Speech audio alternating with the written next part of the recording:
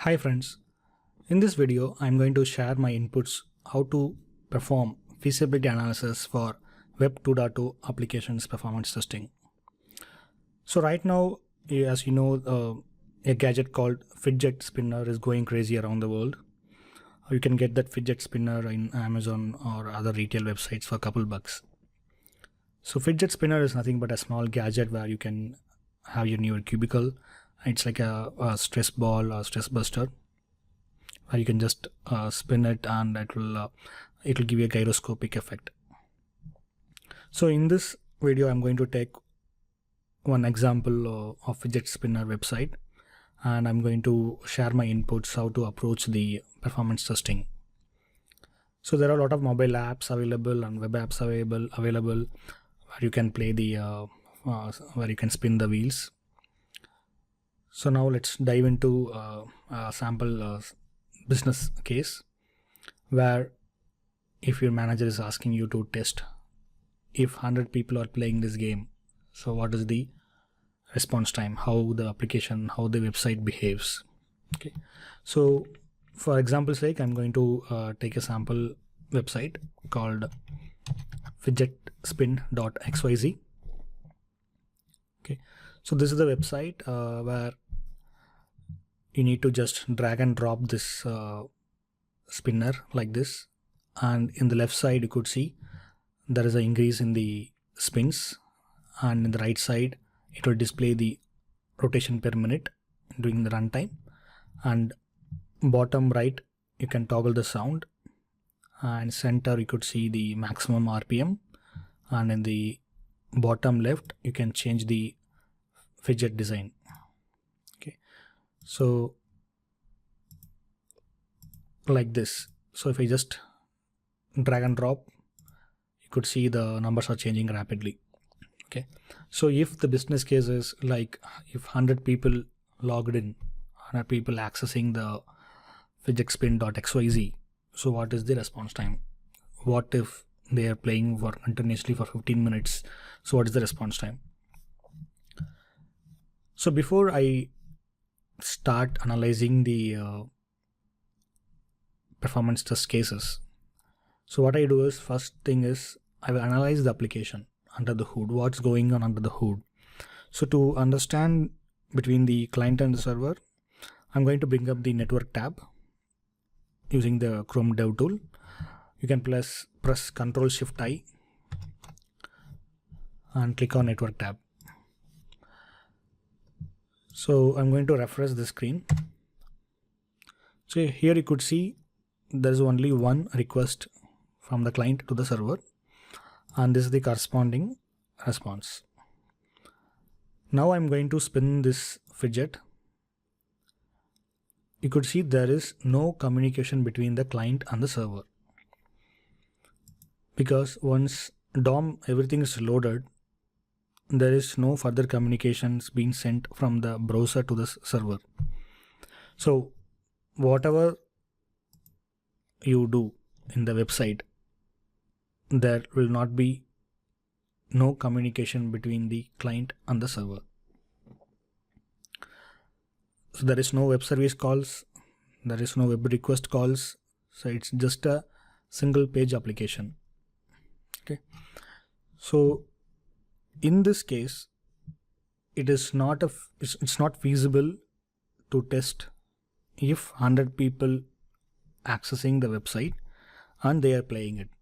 So what we can test is, we can test what if 100 folks are launching the website and what is the response time. Okay, but you cannot have a test case like if 100 people are spinning the wheel, spinning the fidget, so what's the response time, because everything is client side activity here. Everything is a 100% pure client side, and there is no relation, no communication between the client and the server once the website is completely loaded in the browser. Okay, so to dive into further, I'm going to take HPE load runner, and we are going to analyze how to test the website fidgetspin.xyz in TrueClean protocol. So I'm using latest version of load runner 12.53, and I'm going to create a new script, True Client for Web. Now first we will launch Chrome. So select the browser Chrome and click on Develop Script. So here you could see it's a HTTPS site, okay, and there is a www dot. So just make sure that you are entering the website properly. Okay, so click on Develop Script. So this will open the Chrome IDE along with True Client. Okay, so now the IDE has been launched successfully. So click on Record and launch the website. So now all the objects loaded properly. So I'm just trying to drag and drop this widget here, but nothing is happening. Okay, so now let us try in Firefox.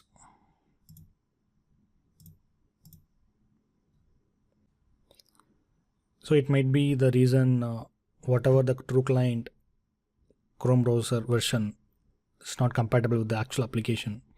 So that might be the case. That's why it is not working properly. So now we will try with Firefox browser.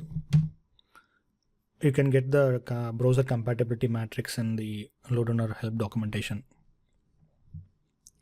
So click on Record and launch the website. Okay, now the website has been loaded. So again, here also I'm just trying to drag and drop the spinner. So here you could see only the click event is happening. Okay, so I'm going to stop this recording.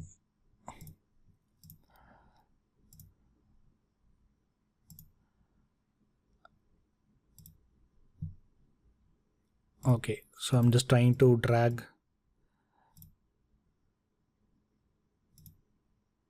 Okay, it's identifying the objects properly, but the drag to is not happening. We will see how it goes.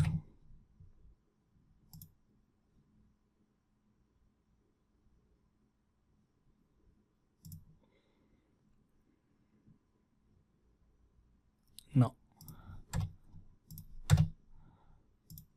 So again, the Firefox also it is not doing the action properly.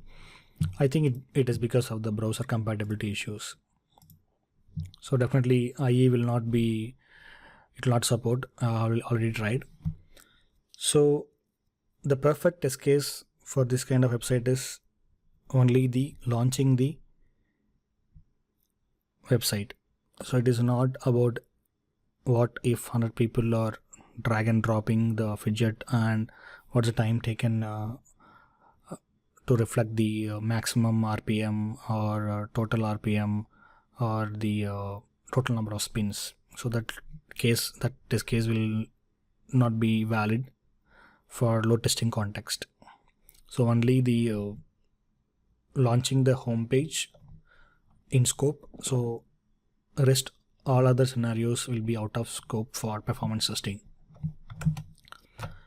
So I hope this case study is helpful for you. So there are more case studies to come. So I hope this video is useful. So please subscribe for more such tutorials. Thanks for watching. Have a great day.